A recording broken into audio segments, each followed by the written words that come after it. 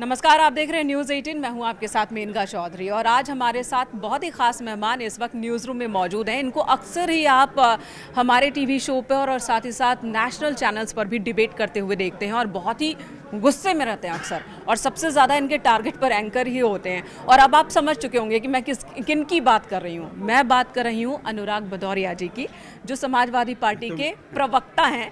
और इनको आपने अक्सर ही आग उगलते हुए देखा होगा। और आज लेकिन हम ऐसी कोई बातचीत नहीं करेंगे, कोई आग उगलने वाली बात नहीं होगी। आज हम वो बात करेंगे अनुराग भदौरिया के बारे में, वो जानने की कोशिश करेंगे जो किसी भी टीवी डिबेट के दौरान जानने को नहीं मिलता है। अनुराग जी, सबसे पहले तो यही बताइए, आपका नाम है अनुराग, बहुत सोच समझकर माता पिता ने नाम रखा होगा। अनुराग मतलब प्यार, लेकिन जब आप बोलते हैं टीवी डिबेट पर आग उगल रहे होते हैं, ऐसा क्यों? दरअसल में क्या होता है ना, जब आपको ये लगता है कि कोई भी जो मुद्दा है, एक्चुअल मुद्दा जो जब आप यूथ की तरफ देखते हो, जब आप किसान की तरफ देखते हो, तो वो जो असली मुद्दे हैं उस पर भारतीय जनता पार्टी बात नहीं करना चाहती। उसके अलावा सारे मुद्दों पे चर्चा करना चाहती, क्योंकि हम लोग तो जनता के बीच में रहते हैं, तो हमें उनकी परेशानियां पता हैं कि बच्चे जिनके पेरेंट्स फीस नहीं जमा कर पा रहे हैं, स्कूलों से अपने बच्चों को निकाल रहे हैं, कई घर में अगर 2 बच्चे हैं तो उनको पढ़ा नहीं पा रहे हैं, उनकी परेशानियां हैं। वो परेशानियां हमारे अंदर रहती हैं, तो वो अंदर से एक जो बोलते हैं ना, अंदर से एग्रेशन आता है कि भाई किसान परेशान है, युवा परेशान है, महिलाओं पे अत्याचार बढ़ा हुआ है, इस पे बात नहीं कर रहे हैं, मेडिकल फैसिलिटी पे बात नहीं हो रही है, डेंगू से लोगों की मौतें हो रही हैं। और हम चर्चा किस पे कर रहे हैं? हम चर्चा उन मुद्दों पर कर रहे हैं जिन मुद्दों को जनता से बहुत लेना देना नहीं है, लेकिन हम उनके असली मुद्दों से ध्यान भटका रहे हैं। तो वो सोच के अंदर से लगता है कि भाई कुछ गलत हो रहा है। जब आप नॉर्मली घर में होते हैं, अपने दोस्तों के बीच होते हैं या लोगों के बीच, आजकल आप लखनऊ में बहुत भ्रमण भी कर रहे हैं, तब भी ऐसे होते हैं क्या? नहीं, जब जनरली क्या होता है कि जब आप अपने लोगों के बीच में होते हो, जब चूँकि हम एक नॉर्मल लाइफ जीते हैं, और नॉर्मल लाइफ में क्या होता है कि मैंने बचपना भी बहुत अच्छी तरह से जिया, जब स्कूल कॉलेज में थे वो भी अच्छी तरह से जिया, जैसे हर कोई जीता है, ना। जैसे कॉलेज में होगा तो खेलेगा, इधर उधर दोस्तों के साथ जाएगा, फिर जो होती है बातें होती हैं, गप्पे होती हैं, चौराहे पे गप्पे होती हैं, यही तो नॉर्मल लाइफ होती है ना। उसके बाद जब आप कंपटीशन की तैयारी करते हैं, फिर आप सर्विस में आते हैं, तो फिर एक अलग तरह की लाइफ होती है। और जब आप पॉलिटिक्स में आते हैं तो लाइफ दूसरे तरह की होती है। लेकिन हम क्या करते हैं, हम चाहते हैं मैं जैसा हूँ वैसा ही रहूँ। बचपन से लेके आज तक जो मेरा नेचर है वैसा ही मैं कोशिश नहीं करता हूँ कि मैं तो एकदम टाइट बनने की, नहीं मैं नेता हूँ, कुर्ता पहन लिया है, अब कोई मुझसे बोलेगा तो मैं हंसूंगा नहीं। कुर्ते पे भी बार बार सवाल होता है। नेहा हमारे साथ है, हमारी सहयोगी हैं। नेहा, कुछ सवाल आप भी करना चाह रही हैं? मैं आपसे ये जानना चाहूँगी कि आप सोशल मीडिया पर आए दिन छाए रहते हैं, कभी कभी आप पेड़ पर चढ़ जाते हैं, कभी गाय भैंस के साथ खेलते हैं, तो मैं आपसे जानना चाहूँगी कि क्या ये सब एक पब्लिसिटी स्टंट है या सच में, जैसा कि अभी आपने बताया, कि आप नेचुरल रहने की कोशिश करते हैं? आपके लिए ये हो सकता है सोशल मीडिया या पब्लिक स्टंट हो सकता है उनके लिए, लेकिन पेड़ पे मैं चढ़ता हूँ इसके मतलब मैंने पूरा बचपन पेड़ पे चढ़े होंगे ना।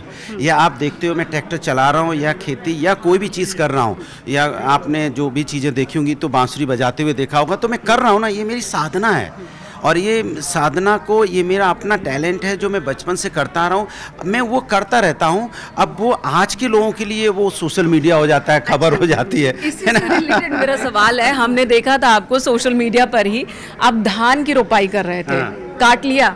अभी अरे धान तो कट के खत्म हुए, अब तो नहीं, आपने काटा कि नहीं? बिल्कुल, हम तो वो हैं जो हर काम करते हैं। अभी तो आलू बो दिया, अभी आलू। अच्छा, आप धान की रोपाई में गए, फिर कटाई, और अब आलू भी रोप दिया? आलू रोप दिया। उसका वीडियो जब आया तो लोग कह रहे हैं देखो आलू बोते हुए, आलू लगाते हुए दिखाई पड़ रहे हैं। दिखाई क्यों पड़ रहे हैं? मैं लगाना जानता हूँ, लगा रहा हूँ, तो आप उसको देख सकते हैं। या मैं किस तरह से फसल को, चूँकि अगर केले के फसल अभी ख़त्म हुई या फिर शुरू होगी, तो हम तो उनमें से, जैसे अभी सरसों अभी बोई गई है, तो इसके साथ साथ हम तो वो चीज़ें करते हैं, क्योंकि मुझे फसल के बारे में पता है, बचपन से करते आए हैं।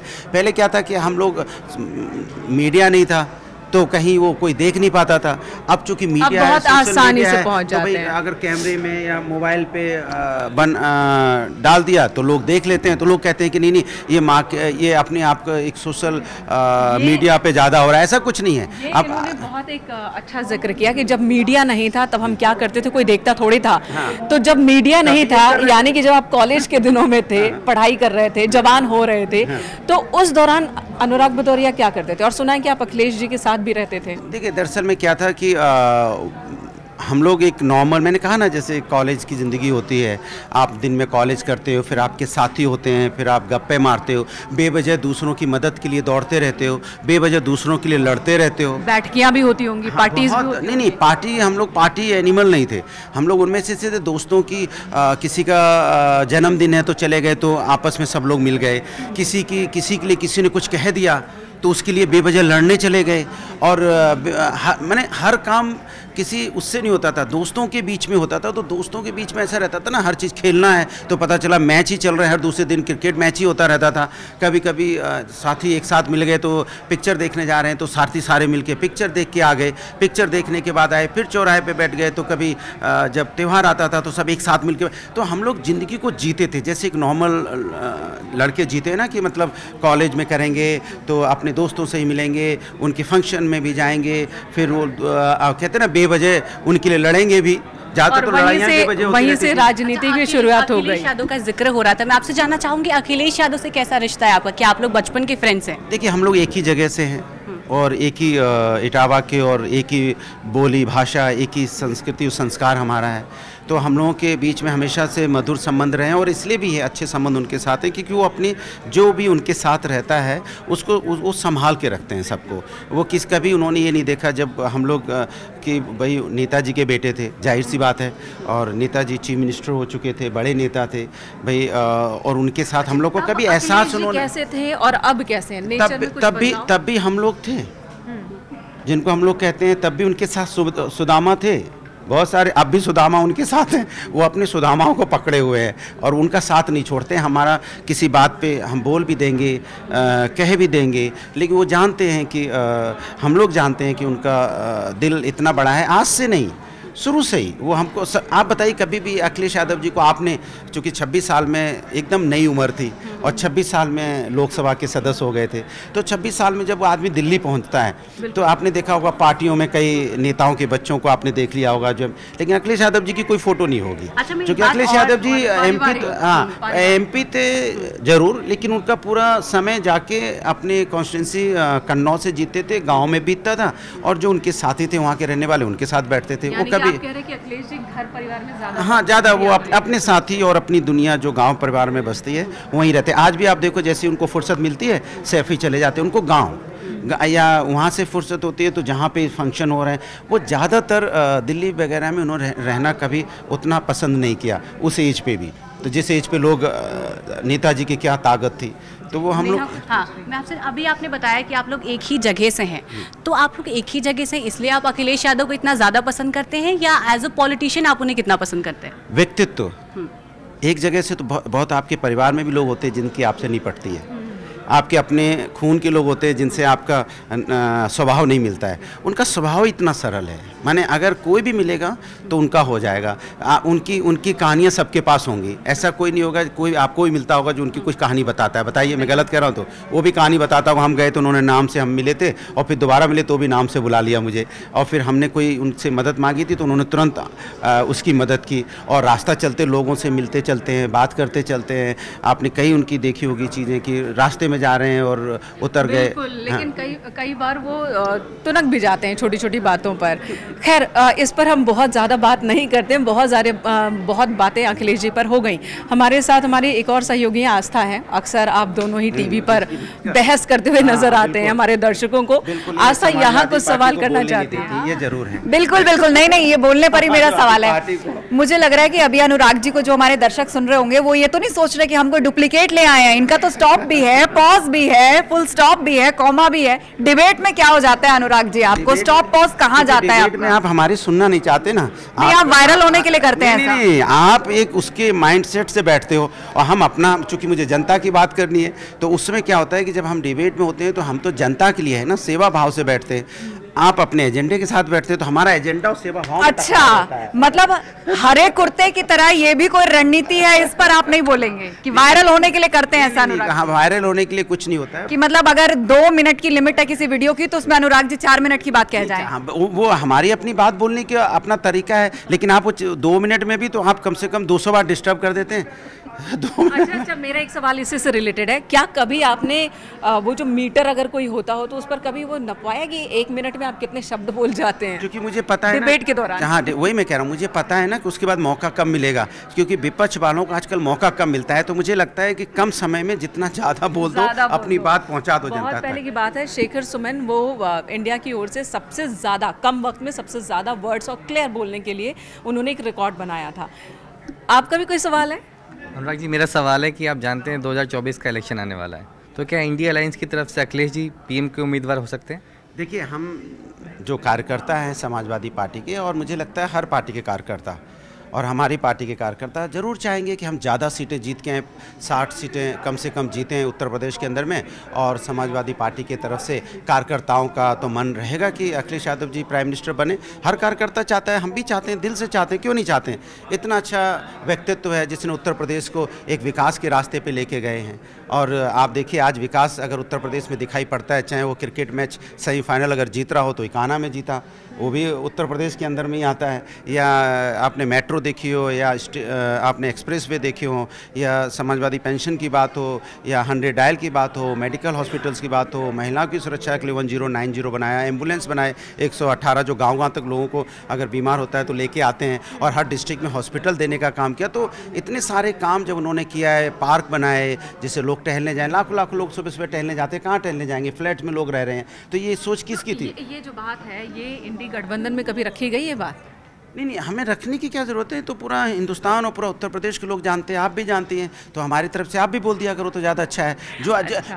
मुझे इस बात का बड़ा सरप्राइज़ लगता है कि जो लोग आगरा लखनऊ एक्सप्रेसवे पे यहाँ से लखनऊ जाते हैं, लेकिन उसकी तारीफ करते चलिए। आप भी फेसबुक पे तारीफ कीजिए, क्या बहुत बार किया है, बहुत बार किया है। पिछली बार जब मैं लौट रही थी, मैं एक शूट से ही लौट रही थी, और तब अखिलेश जी का काफिला भी आगे आगे चल रहा था, बहुत फर्राटेदार, और उनकी गाड़ी की स्पीड तो बहुत ज़्यादा थी, बहुत आगे निकल गई। लेकिन आपने ट्वीट कर देते और बोलते कि एक्सप्रेस में आस्था जी से भी बोलते, देखो अब चलेगी उनकी आस्था, हम लोग के आस्था जी यहाँ मैं मिलवाती हूँ अनुराग जी, ये हमारी वो टीम है, वो डेस्क है जहाँ से खबरें आती हैं यहाँ पर, इनपुट यानी खबरों को कलेक्ट करते हैं, फिर आगे बढ़ता है। आपको तो अच्छे से पता होगा। अच्छी खबर दिखा दिया, देखिए यहाँ पर सेटिंग अच्छा दिखा दिया। क्या इसे सेटिंग नहीं है भाई, मैं रिक्वेस्ट कर रहा हूँ समाजवादी को थोड़ा दिखाओ। क्या इसे सेटिंग की कैटेगरी में ला सकते हैं? अरे भैया सेट हो जाओ। इनके भी सवाल है। अनुपम, मैं आप अपनी पार्टी के एक बड़े नेता हैं और बहुत सारी डिबेट्स में पार्टी का पक्ष रखने के लिए जाते हैं, तो मैं ये जानना चाहता हूँ कि आपकी पार्टी के ही कुछ वरिष्ठ नेता हैं जो देवी देवताओं को लेकर के अनेक प्रकार के बयान दे देते हैं। आप सीधे सीधे नाम ले सकते हैं, स्वामी प्रसाद मौर्य। मैं ये जानना चाहता हूँ कि उनके उन बयानों को लेकर के आपको डिबेट्स में असुविधा तो नहीं महसूस होती, कैसे हैंडल करते हैं? देखिए, हम लोगों ने समाजवादी पार्टी का मानना है कि हम सभी जाति धर्म के सम्मान करने वाले लोग हैं, और जो इस तरह की बातें होती हैं समाजवादी पार्टी उन बातों का कभी समर्थन नहीं करता, क्योंकि हम लोग सभी जाति धर्म का सम्मान करने वाले लोग हैं। और ऐसा बड़े तो यही है ना, माध्यम से भी कहा गया है, मैं भी इस बात को कह रहा हूँ। अब आप बोलेंगे कि मैं टोक रही हूँ, लेकिन सवाल ये जरूर लोग कर रहे हैं। हमारी खबर अच्छी दिखाते रहिए, हम आपसे टच में रहेंगे, ये तो नहीं टच में आने देंगे हम नंबर लेके, क्योंकि जैसे इनपुट अच्छी आए मैं लखनऊ से आपके टच में। अच्छा, जैसे ही स्वामी प्रसाद मौर्य जिस तरह की बयानबाजी कर रहे हैं, अखिलेश जी ने हाल ही में इशारों में कहा भी कि सभी की अपनी अपनी मान्यताएं हैं और उन पर व्यंग करना सही नहीं है, उसके बावजूद स्वामी प्रसाद नहीं रुक रहे, ऐसी कौन सी बात है? नहीं, मैंने आपको एक ही शब्द में सारी बातें बोल दी। समाजवादी पार्टी कभी इस तरह की बातों का समर्थन नहीं करती, और हम लोग विकास की राजनीति करने वाले लोग हैं, समाज को आगे ले जाने की बात करते हैं, युवाओं की बात करते हैं, महिलाओं की समस्या पे आपने देखा होगा हम लोग हमेशा उनके साथ खड़े दिखाई देते हैं। हम सभी जाति धर्म का सम्मान करने वाले लोग हैं, ऐसी बातों का हम खंडन करते हैं। वैसे मैंने शुरू में ही कहा था कि पॉलिटिकली बहुत ज़्यादा हम डिस्कस नहीं करेंगे, लेकिन फिर भी एक सवाल तो है कि स्वामी को फिर एक्शन क्यों नहीं होता उनके खिलाफ? 5 सवाल पूछ लिए एक ही सब्जेक्ट पे और कह रहे हैं पॉलिटिक्स की बात नहीं करेंगे, तब से आप अटके हुए हैं। यही मैंने कहा कि शुरू में कही थी ये बात हमने, लेकिन बोला कि हम ऐसी बातों का समर्थन नहीं करते, पार्टी समर्थन नहीं करते, हम सभी जाति धर्म को मानने वाले लोग हैं। चलिए, हैदर हैं हमारे साथ, इनका भी एक सवाल है। क्या सवाल है हैदर? आप भी इनपुट देखते हैं? जी सर। हाँ, बस इनपुट वालों से मिलाओ, उसके बाद आउटपुट वालों से मिला दो कि सही सही चीज़ें समाजवादी की लेके सही सही आउटपुट वालों से भी सेटिंग करा दो। दो लोगों से सही चीज़ें तो हम आपसे मांगते हैं, लेकिन कई बार आप मुद्दों पे हमें बाइट ही नहीं देते हैं। आप कह देते हैं इसमें मैं बाइट नहीं दूंगा, इधर इस पे मैं जेन्युइन शिकायत है। हम तो हर मुद्दों पे बोलते हैं, आप बेफिक्र रहिए। देखो अभी इन्होंने पूछा, मैंने जवाब दिया। हाँ, खैर वो तो अलग चीज़ है। फिलहाल मेरा सवाल ये था कि जो बहुत लोगों की शिकायत है, चलिए नहीं वो तो शिकायत तो चलिए चलती रहेगी हमारी, ये निजी शिकायत, हाँ व्यक्तिगत है, चलिए ठीक। अच्छा, दूसरी बात सवाल ये है कि बहुत से लोग ये जानना चाहते हैं, मैं भी जानना चाहता हूँ काफ़ी टाइम से, कि आप हमेशा हरे गोते में रहते हैं, इसकी खास वजह क्या है? बस एक ही वजह है कि इन्वायरमेंट, हरियाली, पेड़ पौधे, लोग घरों में गमले लगाते हैं ना, और सारा दिन नए नए गमले ला के पेड़ लगाते हैं। तो मुझे गमला समझो ना, जीता जागता आपके यहाँ घूम रहा हूँ, तो ये गमला है ना, हरियाली हमेशा समृद्धि का प्रतीक होती है, और आप उससे हमेशा दिमाग में शांति रहती है, और आपको हमेशा अपना हरियाली, अपना गाँव, अपना संस्कृति, अपना संस्कार याद रहता है। अच्छा, मतलब पॉजिटिव वेव्स के लिए, पॉजिटिव वेव्स के लिए। एक और सवाल है, यहाँ हमारे साथ एक बच्ची हैं, इन्होंने अभी अभी ज्वाइन किया है न्यूज़ 18, और लेकिन हाँ बहुत ही ज़्यादा, और आपके लखनऊ से आती हैं। हाँ, तो फिर आप हम लोग का ध्यान रखिए और इनकी बातों में नहीं आना। अरे ज़रूर सर। हाँ, अच्छा बताइए ईमानदारी से, पहले आप सवाल पूछो, मैं पूछ लूँ। आप लखनऊ से कब आए यहाँ? 4 महीने पहले। 4 महीने। ईमानदारी से बताओ, लखनऊ में विकास किसने किया? ईमानदारी से। आप कहाँ जाना?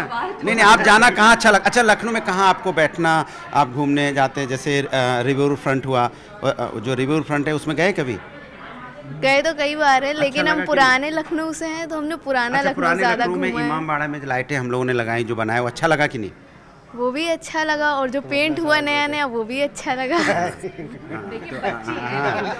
जवाब देखिए पॉलिटिकल पूरा बढ़िया, लेकिन हमने लाइट अच्छी लगाई थी ना। हाँ, अच्छी इमामबाड़ा अच्छा लगता है ना देखने में। आपका रिवर फ्रंट भी अच्छा था। हाँ, लेकिन अब वो उत्तर प्रदेश का हो चुका है। हाँ, तो उत्तर प्रदेश की बात। फिलहाल मेरा सवाल अब पॉलिटिक्स से नहीं है, मेरा सवाल क्रिकेट से। मैंने आपकी बहुत सारी वीडियोस ट्विटर पे देखी जहाँ पर आप क्रिकेट तक खेल रहे थे, तो जाहिर सी बात है आप में इतना क्रिकेट प्रेमी भी हैं लखनऊ के होने के साथ साथ। तो जो अभी वर्ल्ड कप में इंडिया की हार हुई 10 मैच जीतने के बाद, उस पर आपका क्रिकेट प्रेमी होने के नाते क्या रिएक्शन होगा? देखिए, हार जीत तो लगी रहती है, ये गेम है, कभी हम जीतते हैं कभी हम हारते हैं। चूँकि मैं क्रिकेट खेलता हूँ इसलिए जानता हूँ, मैं IGCL भी करवाता हूँ, ग्रामीण क्रिकेट लीग, तो कई बार हम जीतते हैं कई बार हम हारते हैं, तो खेल में हार जीत लगी रहती है, इस पर मुझे नहीं लगता कोई सवाल बनता है। लेकिन फिर भी इंडिया ने जो इतना अच्छा प्रदर्शन किया उसकी तारीफ में कुछ शब्द तो बनते हैं। हाँ बिल्कुल, इसमें कोई दो राय नहीं है कि 10 मैच लगातार इंडिया जीती है, और अभी भी देखो T20 का मैच हुआ, इंडिया जीती ना कल, कितना बढ़िया मैच ऑस्ट्रेलिया को हराया उसने। मोहम्मद शमी ने देखिए 7 विकेट मैच में लिया, और पूरे टूर्नामेंट में 50 विकेट से ज़्यादा ले लिए। तो एक बॉलर होने के नाते विराट कोहली ने क्या बैटिंग, शानदार बैटिंग की है, कप्तानी राहुल ने क्या बढ़िया, राहुल ने कप्तानी की। मुझे लगता है सभी प्लेयर का हमेशा कुछ न कुछ उसमें हर मैच में योगदान रहा है। तो इस बार आप देखेंगे जो 10 मैच इंडिया ने जीते थे, तो 11 प्लेयर होते हैं ना, हर मैच में एक ना एक हीरो रहा है, तो पूरी टीम मिल के खेली है और पूरी टीम मिल के जीती है। अनुराग जी के अंदर का ना क्रिकेट एक्सपर्ट बाहर आ रहा है, मैंने भी इनके वीडियोस देखे हैं। वर्ल्ड कप फाइनल वाले दिन भी आपने वीडियो डाला था कि हम ही जीतेंगे, नहीं जीत पाए, तो उसके बाद क्या किया? टीवी तुरंत बंद कर दिया था या आखिरी तक मैच देखा आपने? मैं तो आखिरी तक इसलिए देखा कि मैं सोचा अभी अवार्ड मिलेगा तो देखते हैं क्या क्या हम लोगों को जो टीम है, जैसे मुझे पता था बेस्ट प्लेयर जो टूर्नामेंट का होगा उसे कोहली को मिलना चाहिए, तो फिर देखा वही मिला। तो चूँकि क्रिकेट गेम है और हमारे देश के अंदर तो उसको धर्म के हिसाब से देखा जाता है कि लोग उसकी क्रिकेट को तो एक कहते हैं ना कि एक अपने तरीके से जीते हैं। वाकई क्रिकेट को जीते हैं भारत में सही में। अब एक और सवाल, अभी एक और वीडियो मैंने आपके देखा, छठ महापर्व के दौरान आप महिलाओं के बीच, व्रतियों के बीच गाना गा रहे थे भोजपुरी। तो अभी उसे सीखा था या पहले भी गाते गुनगुनाते? मैं भोजपुरी बोल लेता हूँ, मैं तो बहुत भाषाएं बोल लेता हूँ। हम भी अच्छा भोजपुरी बोले नहीं। कौन सा गाना गईले रहली? कौन सा गए रहे वो दिन में, कौन सा गाना रहे? मैया गोद भर दी है, ये शब्द कौन सा गाना रहे, कौन सा है तनी बोल याद आई तब तुरंत ये रहे कि छठे मैया आशीर्वाद दिया। बानी परेशान मैया, है ना, यही था ना। बानी परेशान सुनी दुनिया के तनावा, बानी परेशान सुनी दुनिया के तनावा, दे दा माई हो हमरा गोदी में ललनावा, दे दा माई हो।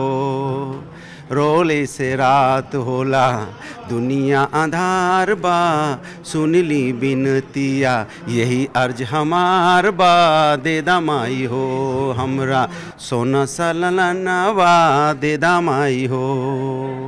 अच्छा, अब गानों की बात हो रही है तो मुझे लगता है कि आप फिल्मों के भी बहुत ज़्यादा शौकीन हैं। कौन सी पसंदीदा फिल्म है आपकी?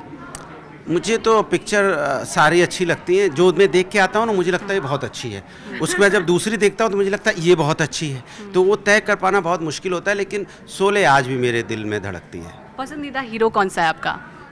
मुझे तो सारे हीरो पसंद हैं। पहले बच्चन साहब होते थे, फिर उसके बाद नए नए हीरो आते गए, तो जो पिक्चर अच्छी बना लेता है, जब जो पिक्चर मुझे अच्छी लगती है वो हीरो कुछ दिन तक अच्छा लगता है, फिर वो पिक्चर दूसरी कोई अच्छी पिक्चर आ जाती है तो अच्छा लगता है। मैं ऐसा कोई बहुत ज़्यादा दौर में शाहरुख खान ने अचानक से एक बार फिर से अपना जादू चला। हाँ, ये कह सकते हो कि आज जो शाहरुख खान की लगातार 2-3 पिक्चरें जो आई हैं और हिट हुई हैं, आज के दौर में जहाँ लोग सिनेमा हॉल में जाना पसंद नहीं करते, और उस व्यक्ति ने लोगों को सिनेमा हॉल की तरफ खींचा है। कॉमर्शियल फिल्में ज़्यादा पसंद है या आर्ट? मुझे कॉमर्शियल अच्छी लगती हैं। आर्ट तो हम अपनी ज़िंदगी में जी रहे हैं।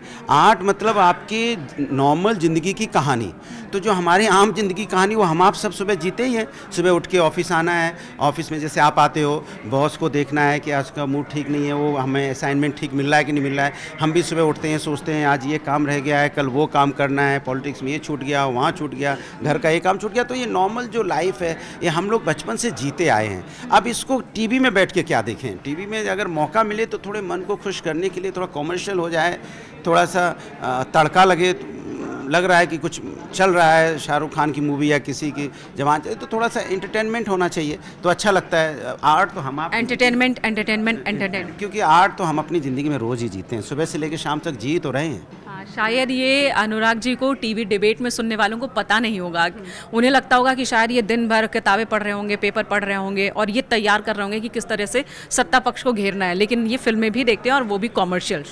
देखिए, अब ऐसा नहीं कि देखते ही हैं, वो जब कभी कोई अच्छी पिक्चर, जैसे अभी मैंने देखी थी वो गदर, तो मुझे देखने अच्छी लगी। फिर शाहरुख खान की जवान देखी, मुझे उसके इश्यूज़ अच्छे लगे कि इशू बहुत अच्छा था। तो कई बार पिक्चर में अच्छे लगते हैं। हम नॉर्मल इंसान हैं, पिक्चर भी देखते हैं, खाना भी खाते हैं, हंसते भी हैं, बोलते भी हैं, झूमते भी हैं। ऐसा नहीं है हंसते खेलते रहते हैं लोगों के साथ में, तो वो भी तो एक नॉर्मल लाइफ तो जीते हैं ना। ऐसा थोड़ी कि भाई क्या हो रहा है, लोगों ने एक धारणा बना ली है कि अगर नेता है तो वो एकदम टाइट है, सीरियस होना। हाँ, नहीं एकदम हंस। कई एक तो मैं आपको घटना बताऊँ, मैं अभी फ्लाइट में आ रहा था, मेरे बगल में एक नेताजी आ गए, बगल में बैठ गए। अब उनको हंसना था किसी बात पे, मेरी किसी बात पे। अब वो सोच रहे मैं हंसूं कैसे कि सामने लोग बैठे हैं, तो वो हंस रहे, फिर चुप हो जा रहे, फिर पेट उनका आगे पीछे रहा, फिर चुप हो जा। मैंने कहा भाई हंस लीजिए, कोई दिक्कत नहीं है, ऐसा कहीं रूल नहीं है कि नेता हंस नहीं सकता, या नेता खा नहीं सकता, या नेता बात नहीं कर सकता, या नेता जीन्स नहीं पहन सकता है, टी शर्ट नहीं पहन सकता। आप सब कुछ कर सकते हैं, लेकिन आपके अंदर में एक इंसानियत जिंदा रहनी चाहिए। आप सब कुछ कीजिए, लेकिन आपको जो जिम्मेदारी मिली है उसका निर्वाह कीजिए, और उसको पूरा 100% जो आपको सेवा करने के लिए मौका मिला वो सेवा कीजिए जनता की। लेकिन इसका मतलब ये नहीं कि आप हंसेंगे नहीं, बोलेंगे नहीं, घूमेंगे नहीं, ऐसा थोड़ी होता है जी। शुरू में मुझे याद है अखिलेश यादव, जब उन्हें सफ़ेद कुर्ता पायजामा और काले रंग की बंडी पहननी पड़ी थी तो बहुत दिक्कत हुई थी। खुद उन्होंने कही थी ये बात कि वो पतला कपड़ा आता था, ट्रांसपेरेंट होता था, वो कंफर्टेबल नहीं होते थे। फिर खादी ने उनके लिए स्पेशल कपड़े तैयार किए और उन्हीं कपड़ों के उनके कुर्ते पैजामे बनते हैं। देखिए वो बहुत साधारण लाइफ जीने वाले व्यक्ति हैं, ये मैं आपको बता दूं। आप देखिए वो उनको बहुत ज़्यादा आपने नहीं देखा, मैंने आपको पहले भी बताया कि वो 24 घंटे उनका बस यही चलता। मेरा यहाँ पर मुद्दा अखिलेश यादव नहीं थे, ये था कि नेताओं को इस तरह के कपड़ों में ही देखने की आदत हो गई है जनता को, आप वो तोड़ रहे हैं। नहीं, जनता को भी आदत हो गई है, और कुछ नेता भी ऐसा चाहते हैं कि हम ऐसा ही दिखें। वो एकदम कड़क, हाँ कड़क एकदम, देखना कड़क कुर्ता रहता है एकदम, और उसमें उसकी क्रिच टूट ना जाए। मेरा तो देखिए आप तोड़ मोड़ सकते हैं, कहीं भी कुछ नहीं है, कहीं कोई आयरन वायरन है इसमें, कुछ नहीं है, ऐसे ही है मुड़ा हुआ पड़ा। उनका देखिएगा कड़क, और कड़क कुर्ता आएंगे आपसे एकदम टाइट रहेंगे। कहीं माने टाइट वो इसलिए रहते हैं कि यहाँ भी सलवटे ना आ जाएं, उसमें टाइट। और सदरी भी आप देखेंगे बाकायदा बार बार ऐसे बटन लगाते दिखेंगे। वो इसलिए नेता करते हैं क्योंकि नेताओं को लगता है कि हमको नॉर्मल नहीं होना है, हमारा बिहेवियर थोड़ा सा समाज से अलग होना चाहिए, जिससे लोग मुझे सम्मान, लोग आपका सम्मान आपके व्यक्तित्व से करेंगे। लोग आपका सम्मान आपके काम से करेंगे, लोग आपका सम्मान आपकी जो बोली भाषा है उससे करेंगे, आपने समाज को क्या दिया है उससे करेंगे। नेहा, कोई और सवाल? अभी आपने एक लाइन बोली कि जब जो एक्टर अच्छा काम करता है मैं उसे पसंद करता हूँ। क्या पॉलिटिक्स में भी आपके साथ कभी ऐसा होता है, जैसे योगी जी ने कोई अच्छा काम किया तो कभी आपने सोचा कि एज अ पर्सन आपने सोचा कि ये काम अच्छा था, कभी आपके दिमाग में ऐसा थॉट आता है क्या? अब कुछ अच्छा अगर मुझे दिखाई पड़े तो मैं ज़रूर बोलूँगा, और हमें तो अभी तक जो काम कुछ नया हो जाए, कुछ डेवलपमेंट का काम दिखाई पड़े, हम तो हमेशा से जो काम समाजवादी लोग करके गए हैं उस काम, वही काम मुझे दिखाई देता है। क्रिकेट मैच हो रहा है तो उसी स्टेडियम में हो रहा है। अगर अभी हम कोई भी चीज़ देखते हैं तो मुझे लगता है अच्छा कोई पिक्चर की शूटिंगें भी हो रही हैं तो अगर देखो तो आपको वही हमारे काम दिखाई पड़ते हैं। तो दिक्कत है कि कुछ अच्छा हो तो बोलने में कोई दिक्कत नहीं होगी, लेकिन जो अखिलेश जी करके गए बस वही दिख रहा है अभी, ऐसा कुछ दिखा तो नहीं है। बहुत बहुत धन्यवाद अनुराग जी हमारे साथ वक्त बिताने के लिए। दरअसल इनको एक डिबेट में ही जाना, लेकिन उससे पहले हमने यहाँ पकड़ लिया कि थोड़ी और बातचीत हो जाए, पर्दे के पीछे अनुराग जी कैसे हैं वो अपने दर्शकों को हम दिखा सके। धन्यवाद आपका। देखिए, पर्दे के सामने और पर्दे के पीछे मैं एक सा ही हूँ। मैं पहले बोल दिया, मैंने बचपन भी खूब अच्छी तरह से जिया, मैं स्कूल कॉलेज की लाइफ भी खूब अच्छी तरह से जी, सर्विस की वो भी बहुत अच्छी तरह से जैसे करनी चाहिए, टाइम से पहुंचना, टाइम से निकलना। राजनीति भी कर रहा हूं सेवा भाव से जनता के लिए। जो काम मैं करता हूं उसमें घुस के पूरी ईमानदारी से मेहनत से करता हूं। मुझे कोई, जैसे आपने सवाल पूछा था सोशल मीडिया पे वायरल होने के लिए, अब मेरा कैरेक्टर ही बचपन से हम नॉर्मल लाइफ जीते हैं। अब वो नॉर्मल लाइफ हर जनता को अच्छी लगती है। आपने देखा होगा जो नॉर्मल लाइफ होती है हर कोई आदमी को नॉर्मल देखना चाहता है। तो जब आप नॉर्मल देखते हैं ना, तो आज के ज़माने में किसी को नॉर्मल देख लो तो आपको अजूबा सा लगने लगता है, कोई नॉर्मल भी है क्या। मैंने हमेशा एक कैरेक्टर, हम कैरेक्टर नहीं ओढ़ते, हमें ओढ़ने की आदत नहीं है। मुखौटा नहीं लगा? बिल्कुल नहीं। हम घोड़े पे दौड़ते हैं तो हमारी फोटो घोड़े पे दौड़ती हुई दिखाई पड़ेगी, ऐसा थोड़ी है। बिल्कुल, वहाँ पर अनुराग जी बिल्कुल अलग दिखते हैं जब पोलो खेल रहे हो। बिल्कुल, चूँकि मैं खेलता हूँ तो मैं खेलता हूँ, चूँकि मेरी क्या करेंगे इसको, मेरी साधना है। मैंने कहा ना, मैं खेलता हूँ, मैं गुल्ली डंडा भी खेलता हूँ, और मैं घोड़े पे भी दौड़ लेता हूँ, फसल भी उगाता हूँ, और शहर में भी आके रह सकता हूँ, ऐसा थोड़ी है। क्योंकि हम एक नॉर्मल हैं, माने गांव से चले, अपनी गांव और शहर के बीच का एक ब्रिज समझ लीजिए, दोनों के बीच का हम ब्रिज बनाते हैं। क्योंकि हमें दोनों ज़िंदगी जी है तो हमें दोनों का पता है, इसीलिए आप ग्राउंडेड रहिए, नॉर्मल रहिए, आपको कभी कोई दिक्कत नहीं होगी। बहुत अच्छा, बहुत अच्छी बात है। बहुत अच्छा लगा आपसे बातचीत करके।